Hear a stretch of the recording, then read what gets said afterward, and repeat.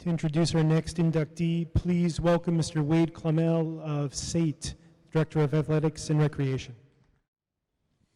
If you had a chance to read Bob Day's bio and accomplishments in that wonderful, wonderful program, you'd see that it was Bob was quite the individual who made a considerable impact on the organization that we have here today. And I'm really grateful to be able to talk to you today about my friend Bob Day. September 2000 was my first ACAC meeting, and Bob was the first guy to shake my hand. We were at back then we used to have a meeting in the fall, and Bob came up to me. There wasn't a lot of people that are about as tall as me, and he shook my hand right away, and he said, you a hockey guy or a basketball guy? And I looked at him like, of course I'm a hockey guy. But to Bob was both. Bob was a hockey guy and a basketball guy. He was a special guy. And the second thing he said to me, I'll remember forever, was, hey, us small schools, we stick together. And you got to remember, it's been imposing. It's my first real job. I'm in a room full of people. I'm learning about sports and leagues, and already I got a guy advocating that we're going to stick together. We're going to be basketball guys and we're going to be hockey guys. And since that day, we put many, many, many miles under our feet. There was many meetings and many minutes. And I got to be president when he was our general manager. And anyone who volunteers or puts their name on a portfolio like that, or takes a job as a general manager that's so multifaceted, you know that there's a lot going on there. There's a reason why people sign up for a lifestyle like that and to make an impact like that.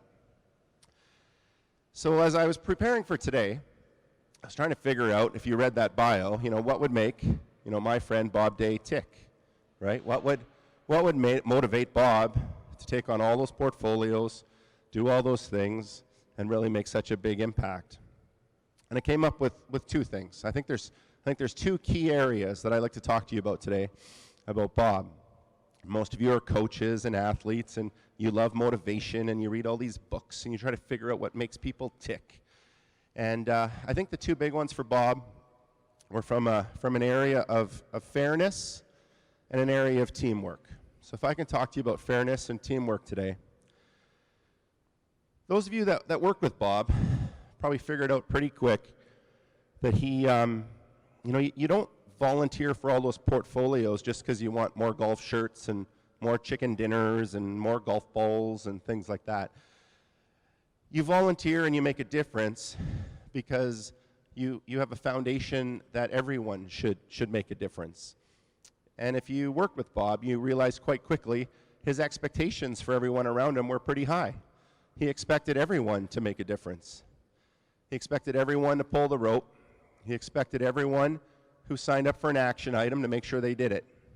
And it was kind of funny to watch him sometimes when some of us would go sideways or delay something or move in another direction. But I learned quite quickly from Bob that you don't do the work for people. If you do the work for people, they never get better. If you do the work for people, you're just constantly doing work for the people. So Bob had a good way of picking up the phone, asking how that action item was coming along, maybe making a little smirk or a little joke or a little comment about how another committee was doing, and it would kind of light a fire under your butt to get your own stuff taken care of. But it was from a spot of fairness, and fairness was really important to him. We look around the room here from a CCAA perspective, and we talk about votes, and we talk about motions, and you learn quite quickly, if you're on Team ACAC under his realm, you didn't talk about winning a motion. You didn't talk about getting your way, because you learn quite quickly that we really are only, from an element of fairness, we're only as strong as everyone in the room. The second part is talking about team, and I'm not the first or the last person to talk today about teamwork to our wonderful class of 2019. If you talk to Bob, you realize quite quickly there was a sense of being on a team was important to him. Talking about teams. Yes, he loved the Detroit Tigers, and we would talk about that era of his life, and sometimes he'd tell you about his team when he was an assistant coach with the U of A, and the teams he was on when he was getting his PhD. His team at Kings was very, very important to him. And anyone who maybe worked at a smaller place or a place where you had to fight for your resources or you really had to work hard for your spot in the world, you really look at what he accomplished at Kings and where Kings is now, and I hope everyone can appreciate that sense of being on a team. He was a registrar at Kings. He was an athletic director at Kings. He was a recreation director at Kings. I think he did the laundry at Kings. He probably drove the van at Kings. He has a wonderful story of the reason why they're blue is because he found the uniforms on sale, and boom, they're blue. The uniforms probably had a K on them, and that's why they're Kings. No, but his other team that he was very proud of, he was part of a team at the Percy Page Center. That group at the Percy Page Center of other sport administrators from different sports. It was a good way to network and bring people together. He was that guy that would pick up the phone, and he was very proud of that team. Greg was talking about hockey pools and all that other stuff that he would do to bring that sense of collegiality and working together at the Percy Page Center. And anyone who works in sport admin, I hope you can appreciate, but sometimes it's tough. Sometimes you're on your own little island, and you need people like Bob Day to help bring other people together. His ACAC team was very, very important to him. When I first met Bob, he was just starting on his executive tenure. Over that time, you get to contribute at national meetings, you meet people from all over Canada. But his team in the ACAC, he was the first to shake my hand, and after that I watched him as other new people would come in and join, and we really expanded on how we included our sport coordinators and home game and event coordinators, and we got into marketing conversations, and really our teams grew and grew and grew. Another sense of team for him is obviously the CCAA, right? I think there was a Thousand Island tour we took in Kingston once where Bob and I were sitting on the edge of a fantastic boat, and it's just wonderful scenery, and we're all wearing the same hoodie, and you know how we do things like that, and you can't help but soak in the moment that you really are around your friends, and you have that realization that sometimes your closest or bestest friends, they're actually people that live hundreds of kilometers away from you sometimes, and some people can really make that work, and Bob was one of them. His most special team, though, and I'm really, really excited to talk about, that I got to see Zarly and Jamie today. And Zarly and Jamie, you were Bob's number one team, and those of us that were in the ACAC with him, we kind of got to see your journey through youth sports and hockey and baseball and hear about those stories. And, Bob was never one to run away from a deal. And once upon a time, we all know about 9/11 and how things happened in Canada with the tourism industry. And Bob signed on to this wonderful contract, 5-year deal, 10 meetings, Banff Park Lodge, boom. So we had 5 years in a row meeting in the same place, 10 meetings in a row, and over that time I got to see, and all of us got to see Zarly and Jamie be part of his special team, his family team. And that family, sense of family, is something also I took away from Bob.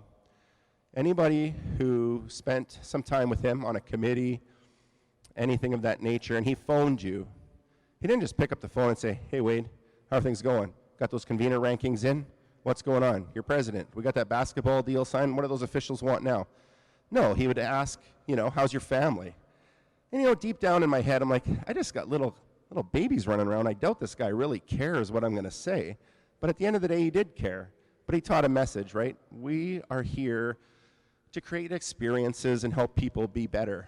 The actions of our day might be about, which soccer ball we're going to use, which volleyball we're going to use, what's our draw going to be, who's going to play with who's going to travel, what those type of things are going to be. Those are all minutia. At the end of the day, having a conversation with someone about their family, or in Neil's case, I always ask him about his golden retriever, those are things that you remember and you take home with you. So that was part of Bob's special teams. So I talked about fairness, I talked about team. I just want to say I have a couple favorite memories before I pass the microphone on to Zarly and Jamie. No matter the conditions of the day or the emotions of the day, Bob brought a gentlemanly approach to being a sport administrator. Extremely collegial, ethical to the point sometimes where, you'd be, oh man, just turn the other way for once, man. It's just a punch in the face, like it happens, right? But no, he was pretty staunch on his foundational perspective, and I respect that.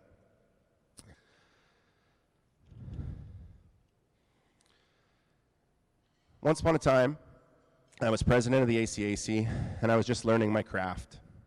And Bob was right beside me. And Bob gave me a sticky note, Postit Note. It was a yellow Postit Note. And that Postit Note had 3 simple little bullets, 3 little statements. And the one bullet said, slow down. The second bullet said, who's in the chair? And the third one said, have an agenda. And sometimes I needed him to give me a little elbow, and he would point. No one wants to be embarrassed, right? No one wants to be told what to do. But sometimes a little subtle mentorship can go a long way. So he would point to slow down. Slow down to me meant take a deep breath, right? Ask a good question. Don't bark out the answer. But slow down. You can accomplish a lot in our business by just slowing down. Who's in the chair? Who's in the chair means, those of us in our business, like the chairperson's not supposed to talk. The chairperson's not supposed to guide the conversation. Chairperson's supposed to be a bit of a director, right? So if you ever find yourself in a chair, you should have someone beside you when you're at a line and you're sharing your opinion to say, hey, who's in the chair? And the third one is have an agenda. And this one really, really took home on me. And I know it can sound, you can interpret it however you want. But if you're going to volunteer for something, if you're going to sign up for something, if you're going to put your name on something, if you're going to be the person who has a task to do it for a reason. Don't just do it because no one else did it. Don't just do it because it's a line on a resume. But he was very clear with me. He said, if you're going to be president, what do you want to accomplish? What do you want to do? Have an agenda and have a purpose. So I'm going to pass the microphone over to Zarly and Jamie soon. I just want to tell you those 3 things meant something very special to me. You know, I had that Post-it note forever. I used to work at a blue school, and then I moved to this red school, and somewhere along the way I lost that damn Post-it note. To everyone in the room, though, if you could be like Bob Day, someday give somebody a Post-it note, mentor them, give them a piece of advice. You never know how it's going to stick. And I just want to say thank you to my friend Bob Day. I'm learning more about my dad every day.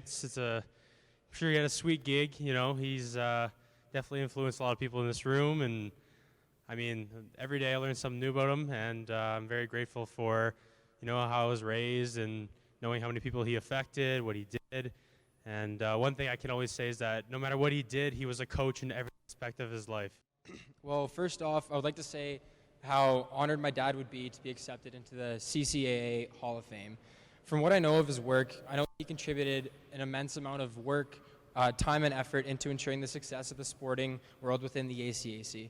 For myself and my brother Zarly, our dad was a huge role model and coach in both of our lives, and not only coaching us within sport, but who we are as people as well. I'll always remember after hockey games, when we got into the car, he would always give me pointers on what I did wrong in the game, and he tried to make me into the best person that I could be, and whether that's in sport or just dealing with people in general. Looking back on it now, I'll always appreciate the commitment he had, and it's hard to imagine the things that he has done for the ACAC. For those of you that knew my dad, you know that he loves sport and world history. He could spend hours in a day, days on end, in a World War II, World War I museum. And lastly, also, regarding history, I'm sure that he would be moved to have left his mark in the history of the CCAA. Lastly, we humbly accept this award on our father's behalf. Thank you.